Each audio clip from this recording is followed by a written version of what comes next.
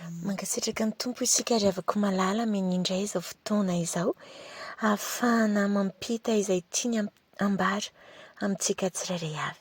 Faly miarabantsika rehetra ny tenako amin'ny anaran'i Jesosy, ny fiadanan'ny tompo anie ho amintsika tsirairay avy so amin'ny ankonantsika.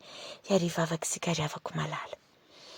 Mankasitraka anao izay Kristy mpanjaka, menao indray izao fotoana izao, ahafahana miaino izay rehetra tianao ampitaina aminay, miteny ny anara-tompo araka ny fombanao, ary hampangino izay rehetra tsy avy aminao, manakana ny fiainana sy ny fandraisana ny hafatra tianao ampitaina, dia mitenena Jesosy, voninkaina anao izahay. Amen. Riavako malala mialohan'ny anombohako an'ilay fampianarana tiany tompo ampitaina amintsika androany, dia ny zavatra tiany tompo mafisina kely tamin'ilay nambara farany teo.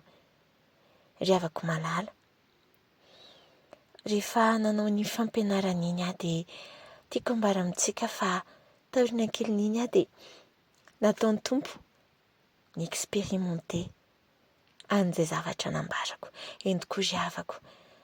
Zavatra rehetra izay tiany tompo ampitaina amintsika dia zavatra efa voasehatra riavako malala.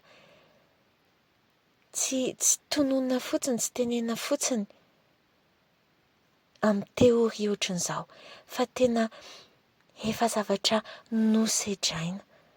Dia tiany tompo atolotra ho antsika, hanampiana antsika izay miatrika ady tahaka izany indray. Dia izay indrindra riavako malala. Rehefa nanao ny fampianarana iny aho riavako malala ny amin'ny hoe makany amin'ny tompo, izay mavesatra entana fa ny fitsarana izy. Dia ny zavatra namafisin'ny tompo tamiko tao anatin'izay dia izao riavako. Aza adinontsika ilay tapany faharoa, ilay hoe entony ziokako ka mianara amiko. Aza adinontsika izany riavako malala.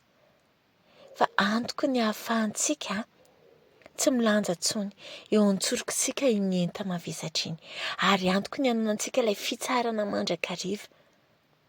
Isika rehefa avy mametraka ny zavatra rehetra ampelantanan'ny tompo dia mihainotsika inona ny tiany tompo ataontsika ao anatin'izany, satria misy antony avokoa ny zavatra rehetra riavako malala. Inona ny zavatra tiany tompo ataontsika, ny attitude tokony ho ananantsika. Satria rehefa mavesatra isika dia na ny zavatra ady lalovantsika na misy fahoriana iainantsika. Dia inona izany? Ilay fianarana tiany tompo ampitaina amintsika ao anatin'izany ka hianarantsika. Satria rehefa diso ao anatin'izany tsika riavako dia tadidio mavesatra eny foana ihany, ary tena izay mihitsy riavako malala ny zavatra nisy nakeo mitombo tokoa rehefa nahatsiaro hoe navesatra. Dia avy eo izay, satria tahaka zavatra efa niainana foana ihany dia nietrehitra hoe ity izany tokony atao, izao ny attitude tokony hananana rehefa ohatran'izao. Dia iny attitude iny izany no everiko fa natao, dia rehefa iny ihany nefa natao dia ohatran'ny mavesatra foana ihany, fa miverina teo amin'ny tompo. Teniteny tompo hoe izao sy izao ny attitude tokony hanananao manoloana ity zavatra ity, eno mandrakariva raha mibitsika ny fanahy. Fa tsy voatery hitovy foana. Isika riavako malala efa namen'ny tompo ilay fanahy, tomboka sy ny fanahy masina fonivonina. Midira amin'ny fitsarana, henoy amin'ny hefitrao mangina ny feon'ny tompo. Henoy fa ho henonao izany rehefa tena mifantoka amin'ny tompo isika riavako. Dia ny tompo hanazava amintsika izany ao amin'ny fanahintsika, hanolontsainantsika izy riavako. Eny, izay no tiany tompo namafisina mialohan'ny hidirana amin'ny fampianarana vaovao androany. Dia ilay fampianarana vaovao androany nefa dia izao, mifampitohy ihany amin'ny resaka fizahan-toetra izay lalovantsika io riavako. Aoka izy asa tanteraka. Rehefa mandalo ady sarotra isika, aoka izy asa tanteraka. Ny Jakoba toko voaloha ny andin'ny faharoa ka hatramin'ny fahaefatra no andehovaka itsika ry havako malala ao anatin'izany. Amin'ny anaran'i Jesosy. Ry rahalako, ataovy ho fifaliana avokoa raha hiara-ny fankapana samihafa ianareo satria fantatrareo fa ny fizan-toetra ny finoanareo dia mahatonga faharetana. Ary aoka ny faharetana isy asa tanteraka mba ho tanteraka sy tonga ohatra ianareo ka tsisy tsy ampy na inona na inona. Jakoba toko voalohany andin'ny faharoa ka hatramin'ny fahaefatra. Ry havako malala ao amin'ny tompo. Misy saina tiany tompo arahantsika eto ry havako. Mandalo fizahanttoetra ve isika ry havako malala? Ny fizahanttoetra mahatonga faharetana. Ary ao anatin'ny tsika maharitra iny ry havako dia tiany tompo isy asa tanteraka. Manina moa no tiany tompo ampatsahivana antsika izany ry havako? Amin'ny maha lôjika antsika olombelona ry havako malala, rehefa mandalo ady sato tsika dia hoy isika niza aloha e, manana olana amiko a, manana olana aza manantona ny ahy rehefa tsy hitako izay hanaovana azy. Attitude an'izao tontolo izao izany ry havako malala, fa tsy attitude tiany tompo ataontsika. Fony izaho mbola tsy nahatsapan'izany fahamarina izany ry havako malala. Dia rehefa misy zavatra mahazo ahy, zavatra mamavesatra ahy, mahasorena ahy, toa miatrikady dia izaho. Tena tsy te haheno an'izaniza mihitsy azy mety hoe te hiresaka amiko sy ny toy izany. Tena te hijanona eo amin'ny coin quoi e. Raha izay no lazaina azy. Aza manao izany sika ry havako malala. Aza avela ho paralysé ny zavatra mitrangontsika ry havako malala. Fa vao maika manatantera ny asan'Andriamanitra.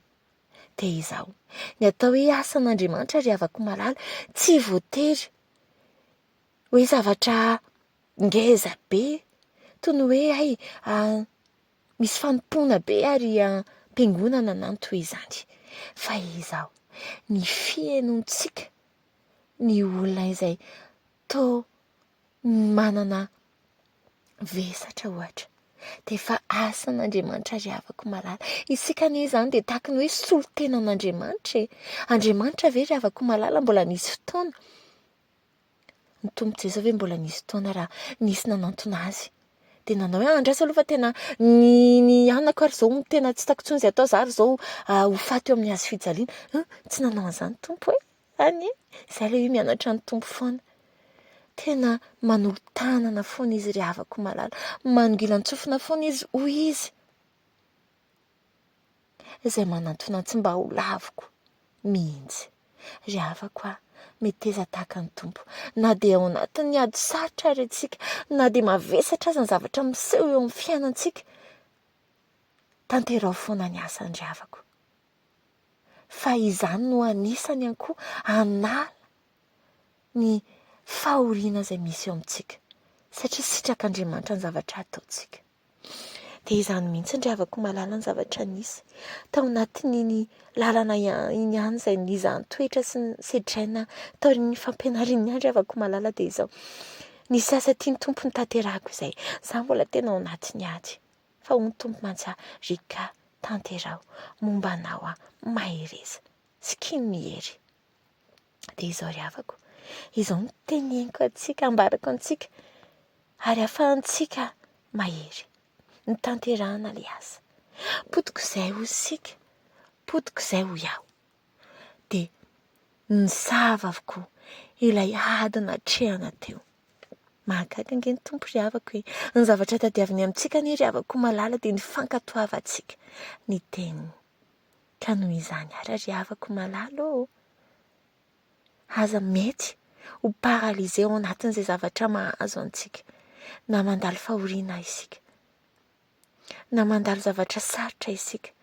Rehefa misy asan'Andriamanitra tsapantsika hoe mi se présenter manoloana antsika, saisissez-o izany ry havako malala. Rombao aoka hisy asa tanteraka hozon'ny tompo mba ho tonga ohatra isika ry havako malala. Ary tsika ny mitafy an'i Kristy aoka hitan'ny olona ivelany hoe tena manana an'i Kristy isika. Vonona foana hanolo-tanana na ny fiainona izany, na mivavaka ho an'ny hafa izany, na fanolorana ihany koa izay ahafahantsika atao araka ny fahendrena tolorin'ny tompo ao anatintsika. Dia izany teny izany indray any ry havako malala, no ampitombo antsika ao amin'ny tompo, hananantsika fifandraisana akaiky aminy. Dia ho azy irery amin'ny voninahitra, ho amintsika kosa ny fiadanany.